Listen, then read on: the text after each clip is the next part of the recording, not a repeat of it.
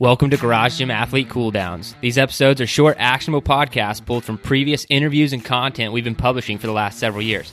So go for a walk, hop on the rower, or clip into the bike for this cool down episode.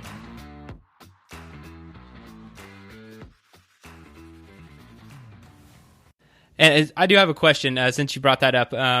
So say I start carving out, let's say, an hour a day, 3 days a week, and I want to be able to do a backflip. What is and I'm doing it at home, and I'm by myself. What are your recommendations for learning how to do that? Well, first of all, I like the fact that you did something right there. I don't think you realize you did. Most people who are going to ask me the question you just asked are going to ask me, how do you do the skills if I carve out 3 hours and 3 times a week? And I'm like, no, it doesn't work that way. What you need to do is pick one skill and go with it. So the fact that you immediately just said, how about just a backflip? Now you're on the right track. See, what you do is you learn that one move, and it's a gateway to other things if you want it to be, but you got to get that first move. So in terms of the backflip, what you got to do is realize that there's no one workout that you need for the backflip. You break the skill down, and you can come up with several components to train on their own. It's the analytical approach. So, Jerred, let's break the backflip down real quick, okay? What you need. So when was the last time you jumped?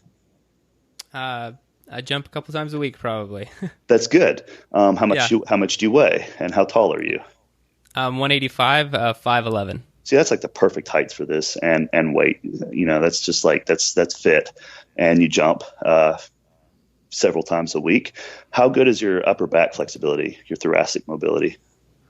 I would say pretty good. Pretty good. Good. Overall, I'm a pretty flexible guy.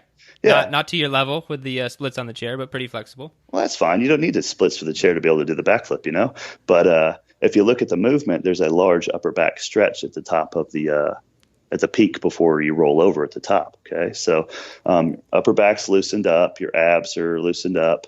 You jump a few times a week. You're at the right weight for this. So the next thing you need to do is, how familiar are you with the skill? Because one of my favorite analogies is this hardware software kind of thing, dualism going on, where it's just like the example I give people is like, Jerred, you have the right hardware for doing a backflip, so you got to install the software. Okay, so your computer is good enough to run this software, which is a backflip. It's a pretty simple software, but it takes time to install it. So what you got to do is you have to install this program, which means you have to actually study it. So, if you can visualize in your head, how well can you visualize a backflip? Can you see it? Can you actually point out different things that are going on? Do you actually understand the technique well enough to have a discussion about it? As a question. At this point, no. Yeah. No. Okay, so that's what you need to do. So I can tell you, when I got my backflip, I was in a similar situation as you, where I was the right size, and I was already tricking and jumping. I was just scared of doing it. The fear is what holds people back at that point, right? So I bet you're scared of doing it, right? Yeah, and what's funny about it is the only times I've ever actually practiced have been into a pool.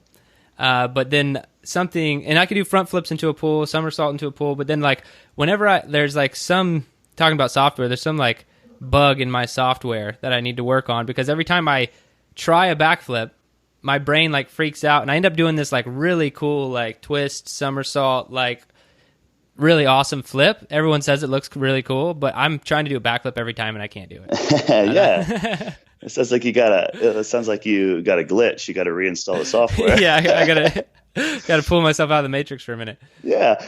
So I could tell you what you're going to do then, and what I did was, you study backflip videos. You look at them in slow-mo, you look at them at full speed. You got to look at them in both. You got to be able to understand the technique in full speed, not just slow-mo. And you just look at different people do it. You listen to a lot of tutorials, and you just visualize it in your head in first person and third person. You don't just pick one or the other. So you got to be able to see yourself do it and be able to actually imagine what it's like to do it.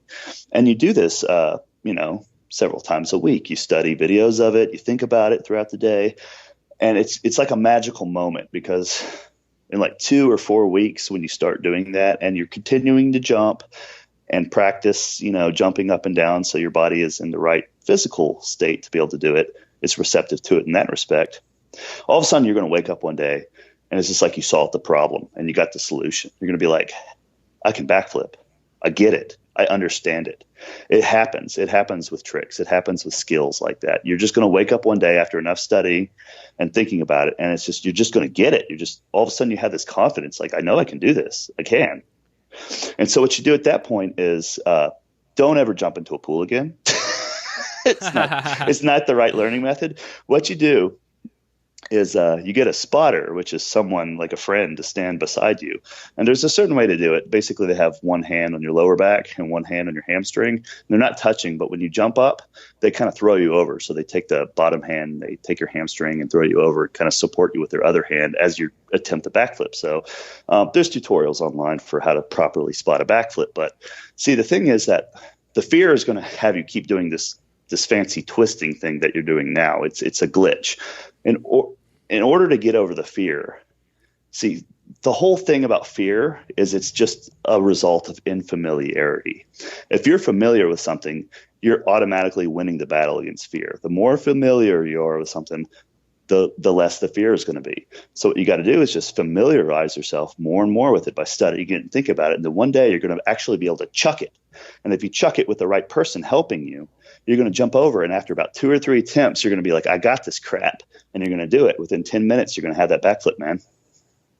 Awesome, dude. And I'm gonna start working on it. I'm gonna send you a video when I nail it. Do you think I can do it in a month's time frame? Oh yeah. Actually, I'm writing a program right now. I'm going to sell. It's another ebook. It's called Backflips and Biceps.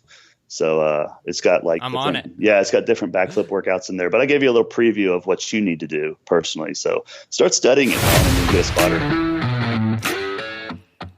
Thanks for listening to today's Cool Down. If for some ridiculous reason you are not subscribed to Garage Gym Athlete Programming, fix that problem right now. Go to GarageGymAthlete.com, sign up for a free trial, get started with us today. Thanks for listening.